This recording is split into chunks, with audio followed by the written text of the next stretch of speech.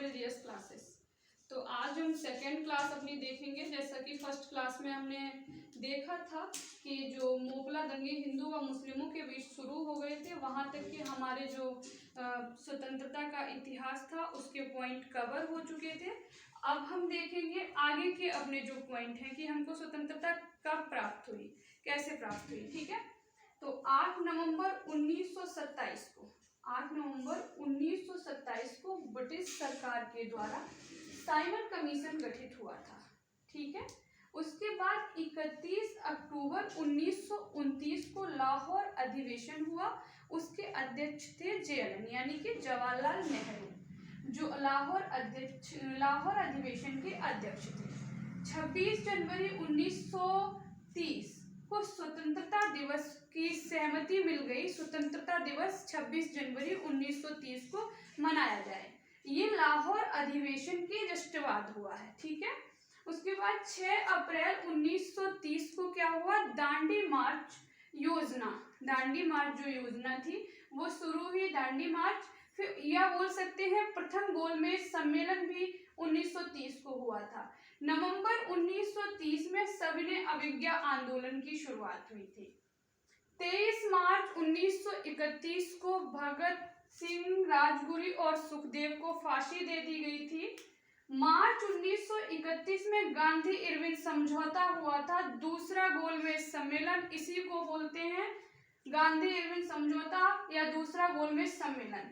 सविनय अवज्ञा आंदोलन इसी के द्वारा वापस ले लिया गया था 1930 में। ठीक है, प्रथम गोलमेज सम्मेलन के समय सविनय अवज्ञा आंदोलन स्टार्ट हुआ था और द्वितीय गोलमेज सम्मेलन के समय सविनय अवज्ञा आंदोलन गांधी इरविन समझौता में वापस ले लिया गया था।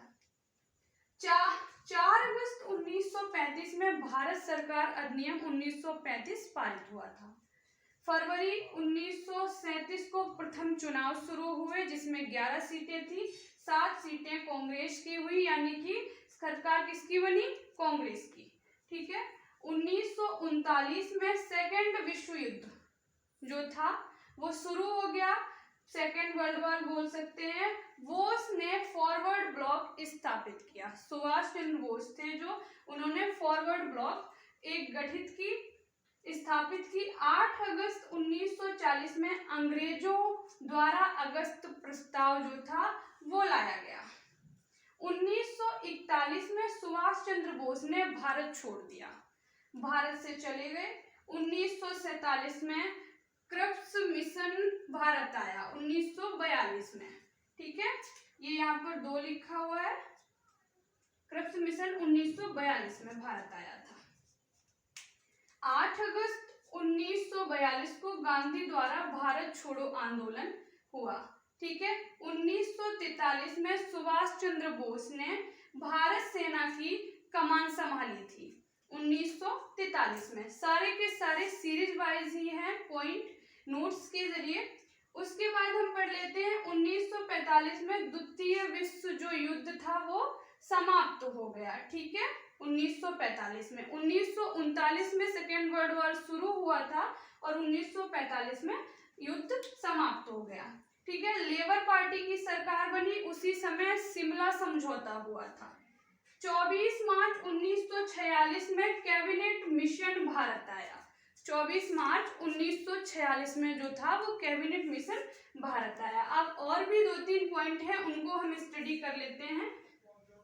3 जून 1947 को, ठीक है, स्वतंत्र बोल सकते हैं, स्वतंत्रता का जो विधेयक था वो संसद में प्रस्तुत हुआ 3 जून 1947 को। स्वतंत्रता विधेयक जो है वो संसद में पारित हुआ। ठीक है,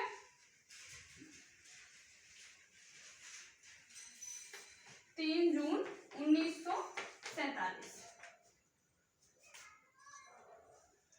3 जून 1947 में स्वतंत्रता विधेयक जो था वो संसद में प्रस्तुत किया गया। स्वतंत्रता विधेयक संसद में जो था वो प्रस्तुत किया गया। ठीक है, संसद में रखा गया।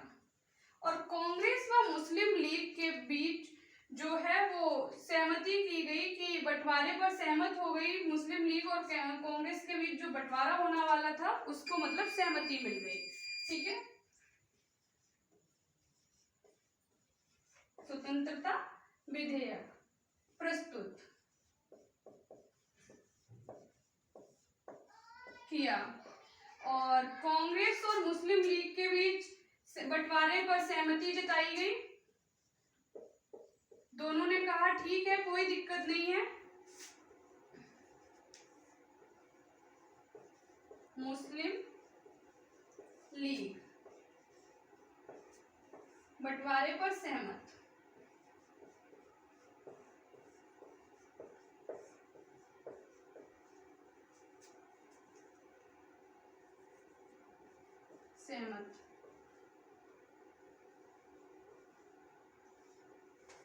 सहमत हो गई।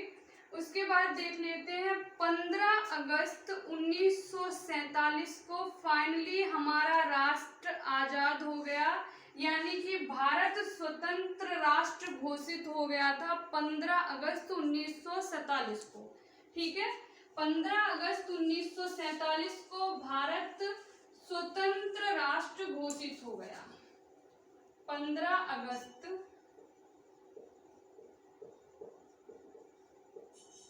1947 को भारत स्वतंत्र राष्ट्र घोषित। ठीक है, भारत जो था पूर्णतः भारत को आजादी मिल गई, भारत को कोई दिक्कत नहीं है। सारे के सारे जो हमारे हिस्ट्री के पॉइंट थे जो कि स्वतंत्रता से रिलेट थे कि हमको स्टार्टिंग किसने की, चिंगारी किसने लगाई और लास्ट में हमें आजादी कैसे मिली, वो हमारा टॉपिक था, वो कवर हो गया। स्वतंत्रता से रिलेट या हिस्ट्री से रिलेट किसी से भी ले लीजिए, ये सारे के सारे फैक्ट बहुत ही जरूरी है क्योंकि ये एक नोट्स के जरिए पढ़ाए गए हैं। ठीक है, तो देख लो क्लास और पढ़ लो अच्छे से, क्या क्या एग्जाम में आता है, फटाफट से तैयारी करो, शुरू हो जाओ और एग्जाम को सफलता एग्जाम में मिलनी चाहिए। और देखते रहिए, पढ़ते रहिए सिविल जीएस क्लासेस के साथ। धन्यवाद।